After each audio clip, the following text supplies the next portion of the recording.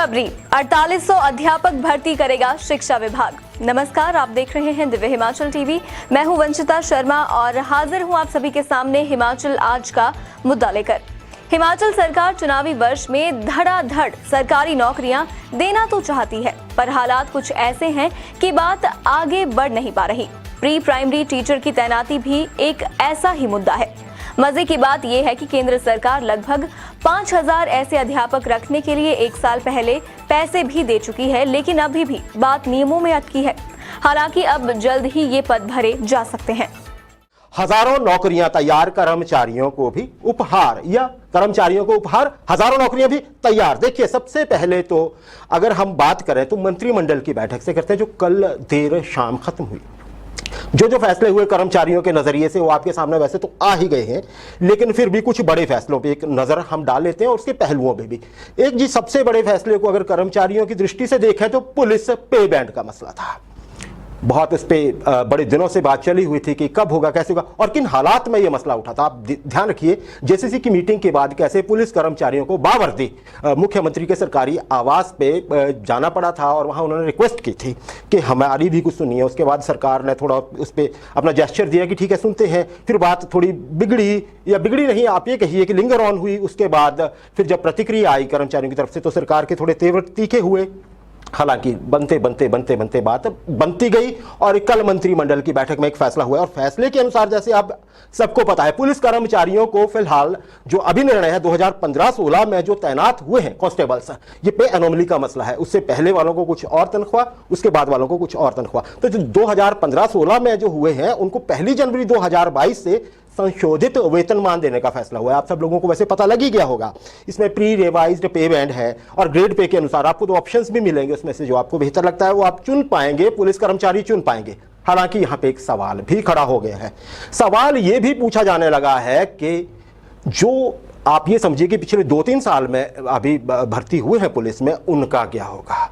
क्या उनकी भी एनोमली दूर होगी? अच्छा, यहां यह ध्यान देने की बात है, यह मसला कुछ वैसा ही है जैसा कि राइडर का भी पीछे हंगामा चला हुआ है कि ठीक है, आपने बताया कि 3 जनवरी 2022 तक जो 2 साल की रेगुलर सर्विस पूरी कर चुके हैं उनको तो मिलेगा, अगले वालों की स्थिति स्पष्ट नहीं है। अगलों का क्या होगा? वहां पे कर्मचारियों को बहुत प्रतीक्षा है जानने की, स्पष्टता नहीं है। अब पुलिस कर्मचारियों के सामने भी ये सवाल कुछ खड़ा तो हुआ है। जाहिर है थोड़ा वक्त शायद लगे, लेकिन सरकार को ये मामले एड्रेस करने होंगे। इसके अतिरिक्त अगर हम देखें तो एसएमसी टीचर्स को लेके एक फैसला हुआ है। एसएमसी टीचर्स आप जानते हैं बहुत से समय से ये पढ़ा रहे हैं स्कूलों में। इनको लेके कई तरह की बातें भी कही जाती हैं कि जी इस तरह से नहीं इनकी अपॉइंटमेंट हुई। जाहिर है अपॉइंटमेंट आरएनपी रूल्स के तहत नहीं हुई थी, तभी इनको एक तरह से इन पे थोड़ा वो भी आता है कि इनको क्यों नहीं किया जाता है। देखिए, अगर ये उस समय पे चैनल सरकार ने प्रॉपर रखा होता तो वो स्थितियां नहीं आती जो हर साल इन लोगों को फेस करनी पड़ती है, इन अध्यापकों को। हालांकि पढ़ाई भी रहे हैं, लेकिन बातें सुननी तो पड़ी जाती हैं। फिर हर साल सरकार की ओर टकटकी लगाकर देखना पड़ता है। चलिए, 1 साल की और मुसीबत दूर हो गई, क्योंकि पिछले कल 1 साल का एक्सटेंशन मिल गया है एसएमसी टीचर्स को।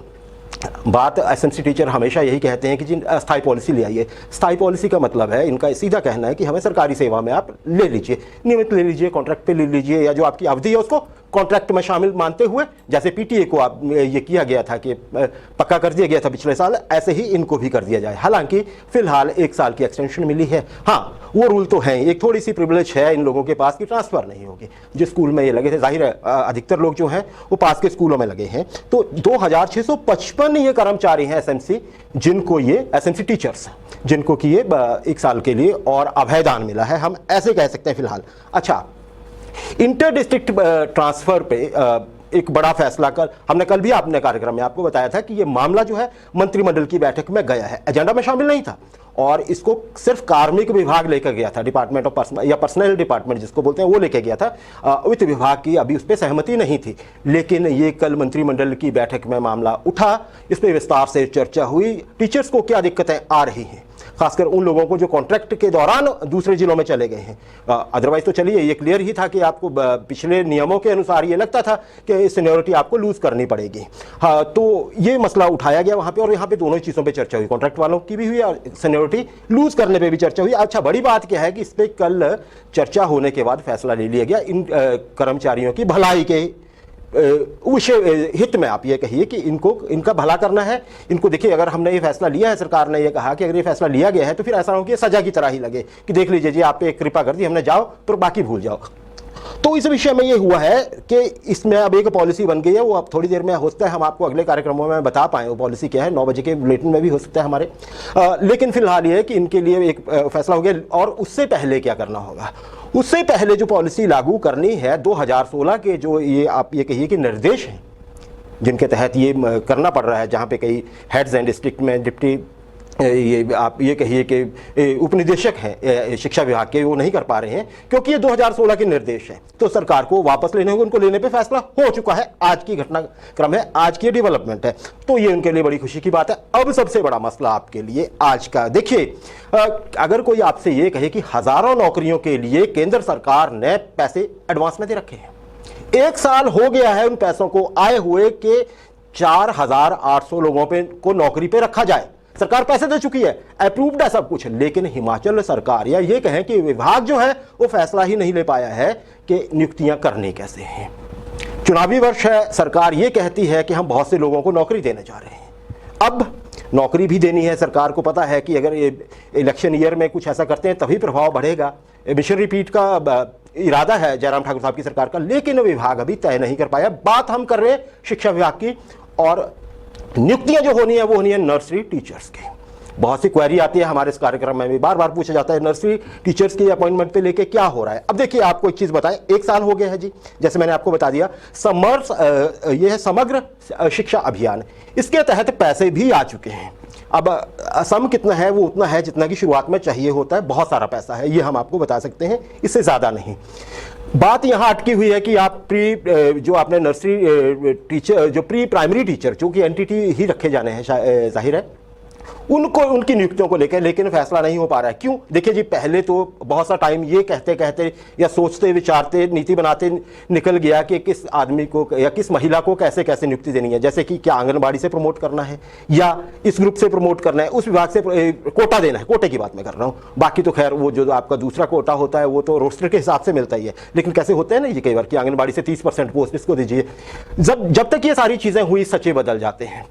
अब फिर नए सिरे से बात चलती है, फिर एक बात सामने आती है कि अरे एनटीटी की ट्रेनिंग जिन्होंने की होगी, जो कि प्री प्राइमरी में टीचर्स रखे जाने 4800 पूरे प्रदेश में, देखा गया कि ये इंस्टीट्यूट तो बहुत पहले थे, अब उनका कईयों का अस्तित्व नहीं है।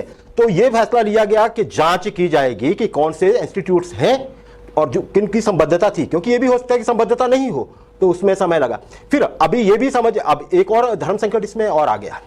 धर्म संकट ये आया कि कई महिलाएं जिन्होंने या युवतियां जिन्होंने उस समय पे ट्रेनिंग ली होगी, वो 45 प्लस हो गई हैं। सरकारी नौकरी के लिए 18 से 45 साल की उम्र होती है ना जी, अमूमन यही, इस केस में भी यही है। लेकिन बहुत ये लग रहा है कि बहुत सी महिलाएं जो कि ट्रेंड थी, जिन्होंने ये प्री प्राइमरी टीचर्स के लिए जो एनटीटी होते थे, नर्सरी टीचर्स ट्रेनिंग होती थी, वो की हुई है, उनकी उम्र शायद 45 प्लस हो गई है। तो ये धर्म संकट खड़ा हो गया कि क्या कहीं ऐसा तो नहीं होगा कि हम यहाँ पे कर दें ऐलान और ये पूरे ना हो पाए।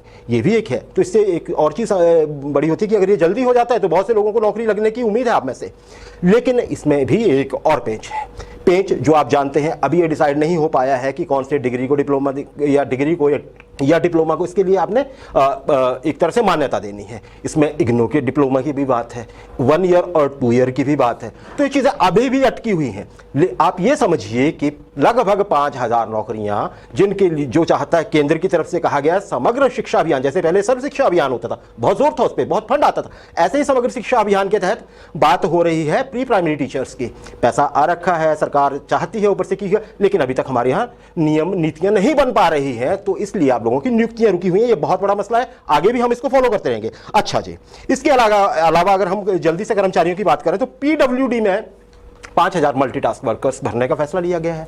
नौकरी के नजरिए से ही एक बात की जाए तो अगर इसमें क्या है जी, इसमें मिनिमम क्वालिफिकेशन 8वीं तक है, शायद उम्र वही है जितनी की है। देखिए इसके 2 फायदे हैं, सरकार के भी फायदा है इसमें और जनता का भी या आम आदमी का भी फायदा। सरकार के नजरिए से जाहिर है वोट बैंक पुख्ता होता है, एक मैसेज चला जाता है कि सरकार रोजगार पे ध्यान दे रही है और सरकारी क्षेत्र में दे रही है। ये अलग बात है कि 4500 रुपए का ऑनरेरियम ही मिलेगा, इसमें इससे ज्यादा पैसे नहीं मिलेंगे, दिहाड़ी पे इसके ज्यादा मिल जाते हैं शायद। चलिए वो अलग बात है। दूसरी बात क्या है, आप देखिए हिमाचल की सड़कों की हालत। जी, सड़कों की हालत, लेबर है नहीं डिपार्टमेंट के पास, क्या करना पड़ता है, कहीं टेंडर निकलता है, फिर वो ठेकेदार को किसी को मिल गया, एक बड़ी लंबी प्रक्रिया है, फिर काम शुरू होते होते फिर से गड्ढे पड़ जाते हैं। तो अगर ये कर्मचारी भर लिए जाते हैं तो एक चीज़ मानी जा रही है कि हिमाचल की सड़कों की हालत ज़रूर सुधर सकती है, ऐसा उम्मीद है। लेकिन इसमें ये भी सवाल उठाए जा रहे हैं कि कहीं ऐसा ना हो कि नेताओं से अप्रोच लगा के, रेस्ट हाउसेस बहुत हो गए हैं ना जी, कि कहीं रेस्ट हाउसेस की तरफ जाने का जुगाड़ ना ढूंढा जाए, या इनको कहीं इधर उधर एडजस्ट करने के बजाय, अभी तो खैर इस पर फैसला ही हुआ है, अभी भर्ती होनी है, लेकिन ये भी बात है कि ये भी सुनिश्चित किया जाए कि ये लोग एक्टिव ड्यूटी पे आए, ये एक बड़ी बात है। अच्छा, हालांकि यहाँ पे हम एक पीडब्ल्यूडी की बात चली हुई है, नौकरियों की बात चली हुई है। इसमें यह जरूर है कि अब आप देखिए 8वीं तक की क्वालिफिकेशन रखी है, मल्टीटास्क वर्कर, तो काम जरा निचले लेवल का होगा। अब हिमाचल की सड़कों को क्या सिर्फ गड्ढे भरने वाले ही चाहिए? नहीं, सड़कें बनाने वाले भी चाहिए, सही सड़कें बनाएं जो वैज्ञानिक दृष्टिकोण से, नए वैज्ञानिक ढंग से तैयार हों। हमेशा ही हमारे साथ ये चीज़ होती है, भौगोलिक परिस्थितियों के ज़्यादा चलते हमारे यहाँ ये चुनौती थोड़ी और बढ़ जाती है। जेई सिविल की जो जॉब्स हैं वो कई सालों से नहीं निकली, शायद 2018 के बाद लंबे समय से नहीं निकली हैं, या बड़े पैमाने पर नहीं निकली हैं। आरटीआई से भी इन्फॉर्मेशन ली गई है इन लोगों के द्वारा, जो कि नए पढ़े लिखे नौजवान हैं जिन्होंने इंजीनियरिंग की डिग्री हासिल की हुई है सिविल इंजीनियरिंग में। उन्होंने ली है कि जैसे 2 बड़े विभाग जो है पीडब्ल्यूडी, आईपीएच, इनमें ही लगभग 300 से अधिक पोस्ट खाली हैं। वो कहते हैं जी हमारा भी ख्याल कर लीजिए जरा, तो शायद उनका भी ख्याल आ जाए जल्दी, अगर पीडब्ल्यूडी के जरिए सड़कों की सेहत सुधारने की भी बात हो रही है और रोजगार देने के भी। इसके अतिरिक्त रोजगार के लिए आप और भी बहुत सारे लोग हैं, जैसे लाइब्रेरियंस चाहते हैं, ये इंजीनियर्स चाहते हैं कि इनको आप कमीशन के थ्रू जॉब दीजिए। आप ऐसा मत करिए कि आप जो है वो नियुक्तियां करिए बैच वाइज। बहुत पुराने लोग हैं, उनको ऐसा लगता है कि हमें भी मौका मिलना चाहिए, चलिए जब निकलेंगे तो, लेकिन बल्क में जॉब निकलनी चाहिए ऐसा माना जाता है। जेबीटी के लिए तो खैर चला ही हुआ है प्रोसेस, वो अगर सुलझ जाए जल्दी से ही। टीजीटी चाहते हैं बहुत सारे, वो तीनों ही सब्जेक्ट्स में कि जी हमें भी नियुक्तियाँ दीजिए, और बहुत सारी चीज़ें हैं, बड़े सारे मसले हैं रोजगार के नज़रिए से अगर हम देखें। अच्छा, राइडर पे अस्पष्टता भी बनी हुई है, जैसे हम पहले कर चुके हैं बात, लेकिन इनिशियल जो स्टार्ट है पंजाब की तर्ज पे जो मांगी गई है उसका इंतजार है अब, क्योंकि उसके लिए डेट डिसाइड हुई है 30 अप्रैल। तो उससे पहले कुछ आ जाता है, अस्सी को इसको बुगाहट होती है, तो हम आपको बताएंगे जरूर, क्योंकि अगर इनिशियल स्टार्ट मिलता है तो बहुत से कर्मचारियों को हजारों का फायदा हो सकता है। जैसे कि हमारे नेबरिंग स्टेट पंजाब में हुआ है, इलेक्शन थे वहाँ पे, इसलिए ज़्यादा जल्दी हुआ वहाँ पे। यहाँ भी आ रहे हैं, यहाँ भी आसार तो बन रहे हैं। पंचायत वेटरनरी सहायकों की हमने पहले भी चर्चा की थी, इतना लंबा उन्होंने कॉन्ट्रैक्ट पीरियड भोगा, या वहाँ पे काम करते हुए उनको समय हो गया। अब बात की जा रही है कि 200 कुछ को दिया जाएगा, 900 साढ़े 900 लोग हैं ये, लेकिन अब 200 कुछ को दिया जाएगा, वो भी कॉन्ट्रैक्ट दिया जाएगा। तो अभी ये सुनने में आया कि फाइल फिर से विभाग के पास गई है, मंत्री महोदय पे दबाव भी, और वो चाहते भी हैं वीरेंद्र कंवर साहब पशुपालन मंत्री, कि इन सभी लोगों को एडजस्ट किया जाए। तो उम्मीद है कि इन पे काम हो रहा है, और सभी लोग ये चाहते भी हैं कि इनको एक मुश्त विभाग में एडजस्ट कर ही दिया जाए, बाकी बाद में देखा जाएगा। अच्छा, इसके अलावा युवाओं की हमने बात कर ली, रोजगार की बात कर ली, और डेट ऑफ अपॉइंटमेंट से जो सीनियोरिटी चाहते हैं लोग, उनकी तो हम हमेशा बात करते आए हैं। अभी अब सरकार सुनेगी कब, कुछ भी होगा हम आपको बताएंगे, और ओपीएस के मसले पे हम डिटेल में अगले आने वाले हम अपने कार्यक्रमों में बात करेंगे। ये कर्मचारियों के एंड पे बात